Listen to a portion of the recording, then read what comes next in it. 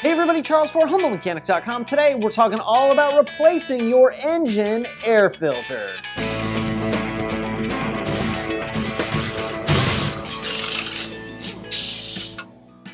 Alright, so in this series we're going to be taking really common maintenance and repair things, and I'm going to be teaching you guys how to do it. But I don't really want you to think of this as a simple DIY on replacing an air filter. Even though if you drive a Mark III, either really 2-liter or VR6, you're going to be getting the DIY on how to replace an air filter. I want you guys to think of these videos as more of how to work on this portion of a car, how to change any air filter. You know, obviously I think DIY videos are great. I have a lot of friends that do a bunch of DIY videos. I have a bunch of DIY videos out there, and I think it's really important for really good quality DIY videos in the automotive space. But one of the things I worry about is that we're blindly following a step-by-step instruction. And even in the professional world, there's not a step-by-step instruction for every single repair. So in these videos, I want you guys to really be thinking of doing this on any vehicle. These are the steps that I follow on any car, no matter what, when I'm replacing an air filter. Sure, the nuts and bolts can vary significantly, but the mindset and the idea behind it is going to be pretty much the same. Now, on this particular job, the only tool I really used was a simple flat blade screwdriver. But depending on your vehicle, you can need anything from a flat blade to maybe a Phillips head to a Torx drive. Heck, even a pry bar is sometimes a really common thing you may need to replace an engine air filter. But like I mentioned, I want to start teaching you guys to think about how to fix cars, not just how to put parts on your vehicle. So with that, we're going to go ahead and step over to the GTI and replace the air filter. This is a 98 GTI with a VR6 engine. You can see it here, it's a 2.8 liter. But if you don't drive a 98 GTI with a 2.8 liter, that is okay, because what I'm going to show you guys actually will apply to just about any vehicle when replacing the air filter. The first thing we need to do is we need to locate the air filter. There's a couple of ways you can do this. Oftentimes it's in a pretty obvious spot like it is here in the GTI. Sometimes it's buried underneath something like an engine cover, and you know, anywhere sort of in between. But there's a couple of ways we can figure out where the air filter is. We can actually start at the throttle body and work our way back. Before air gets pulled into the engine, it's going to be filtered. Some cars make it really easy to replace, some cars not so much. This one's not too bad on the GTI. What we first want to do is we want to take a look and kind of get an idea of what we need to do to get the box out. This one right here operates with a series of 4 clips. There's 2 clips here that clip it into the air intake boot, and then there's 2 clips down here at the bottom that we're going to need to take loose. So really the only tools we're going to need for this job is going to be a screwdriver and of course a new filter. I'm going to start by taking the clips off where the airflow meter is. We just lift this up and remove the clip, and then there's also one down on the bottom side. When your car gets a little bit of age on it, you want to be careful not to just snap the clips up. You do run the risk of damaging them or breaking a piece of plastic, because remember, most of this on almost all cars is going to be plastic. Now I'm going to go ahead and do the bottom clips, which these just pull up. There's one down here at the back.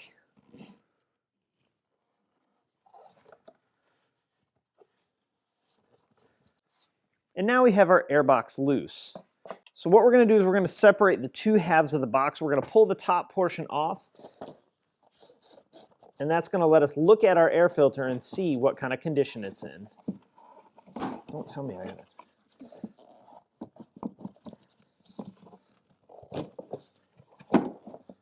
Sometimes you got to kind of wiggle and maneuver this airbox out. You'll notice that there's a piece of duct tape right here. This covers a port where the secondary air system was, where it drew its filtered air from. I just haven't found a cover to cover it up yet. This is what the inside of this airbox looks like. So this is where the air is pulled through here and then into the engine. We'll set our box top to the side. Sometimes the airflow meter will stay with the box top. Other times it stays in the vehicle. You just want to make sure that we don't do any damage or disturb it too much. All right, now we have full clean view of our air filter. I'm going to go ahead and remove it. We're just going to take a look at it. You can see there's some dirt around the outside. That's not a big deal. This actually isn't a terribly dirty filter, but one thing you want to do when you get a filter, so this is how it's sitting in the vehicle, you want to take a look at the top side. We want to make sure that there's not any oil stains or anything on it like that, because let's say we have an issue with maybe the PCV valve, which is back here, we might actually get oil bleeding down onto the filter. This was a really common thing to happen on the 2-liter version of this generation car. Then what we're going to do is flip it over, because remember the air's pulled up this way. So any dirt and debris really should be trapped in on this side. I like to open it up, kind of like the accordion, and look inside, and you'll see there, down at the bottom, all that is dirt that this filter filtered out and prevented from going into the engine. So you can see that some of these are pretty dirty. While it's not the worst air filter I've ever seen, definitely isn't going to hurt to replace it. Now I mentioned that there's two parts of this box. There's the upper part, which we removed, and there's the lower part, which is still in the vehicle. Our lower part still in the vehicle, we want to take a really good look and make sure that there's not a ton of junk inside of there. This is a really common place for things to get trapped in. It's also a really common place for critters to leave stuff, so we want to make sure that there's none of that. There's also a tiny screen right here. Most vehicles will have that. We want to make sure that there's nothing blocking that, because that's actually the main part where air comes into the airbox housing. What I like to do whenever I'm doing an air filter, whether it's on my own car, whether it's on a customer's car, it doesn't really matter. I like to take something and make sure that I clean this out. Now this one's not too hard to lift that bottom portion out and just dump it out in the trash, but there is a couple of things at the back that then I would have to mess with.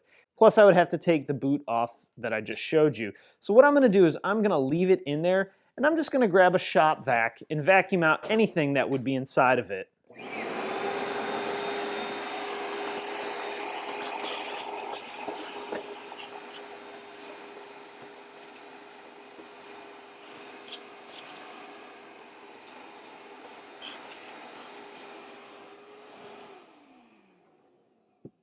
All right, so the good thing for me is there really wasn't a ton of stuff in there to have to worry about taking out, but I really do see a lot of times where people will replace and put a new engine air filter. They'll replace this piece, but they won't take the time to clean any dirt or debris out of the box. So you're basically clogging up the air intake, essentially having the same issue as a clogged air filter, even though it's not the air filter, it's the pieces and the junk and the debris that are located right below it.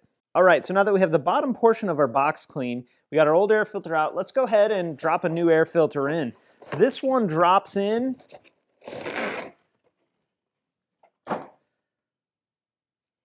we're going to just do a quick comparison here. We always want to make sure we got the right air filter.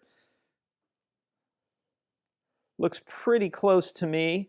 We can flip it over and make sure that our seals are about the same size.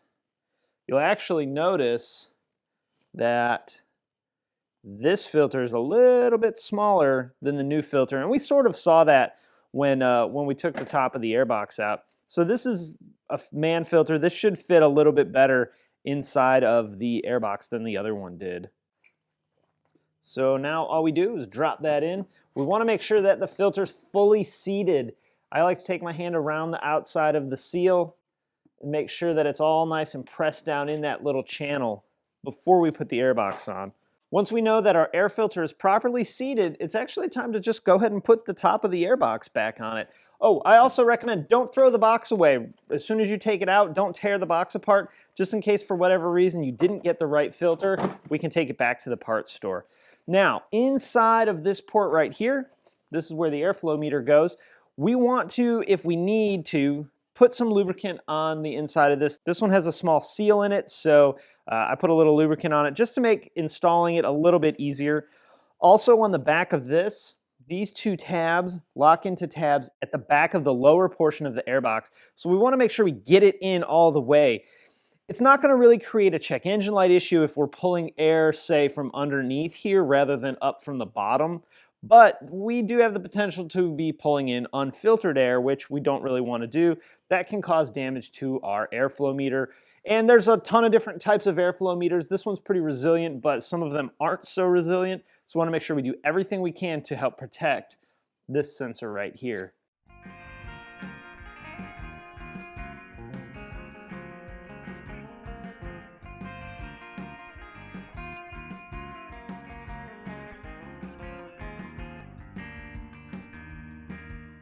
I like to, on this particular car, I like to give the back end a little bit of a pull just to make sure we got those 2 tabs that I showed you installed properly. I'm going to go ahead and lock our lower clamps. You'll see it'll lock the airbox down just a little bit. Get this one back here. All right, got that one. Now we're going to go ahead and lock our airflow meter clips down.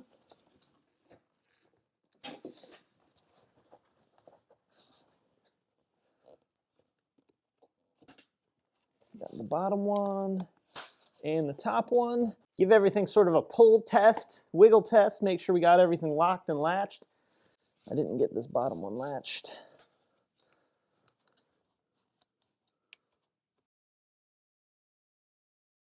All right, we got everything latched. Now there may be a hose clamp similar to this. If we needed to loosen it, we just go ahead and give it a snug.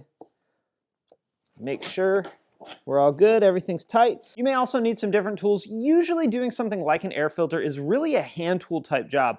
I really didn't even need this screwdriver, but sometimes these clips down here at the bottom or these clips right here can be a little bit tricky, and having a screwdriver definitely does help that.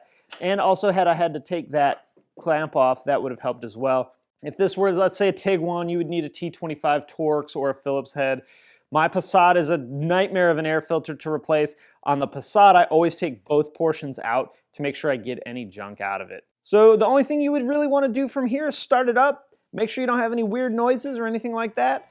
Throw your filter in the trash and enjoy the drive. All right, guys, there you have it. All the steps you need to replace the engine air filter on your car. Again, you really lucked out if you drive a Mark III, but again, with any vehicle, these are best practices to use when replacing the air filter. So if you have any questions or comments, post it in the comments section below. Hey, if you like the video, throw it a thumbs up on YouTube. I always appreciate that. You can also subscribe on YouTube or on the blog at humblemechanic.com. You can follow me on Facebook, Twitter, Instagram, the blog, and obviously right here on YouTube. All right, guys, thanks for watching, and I will see you next time.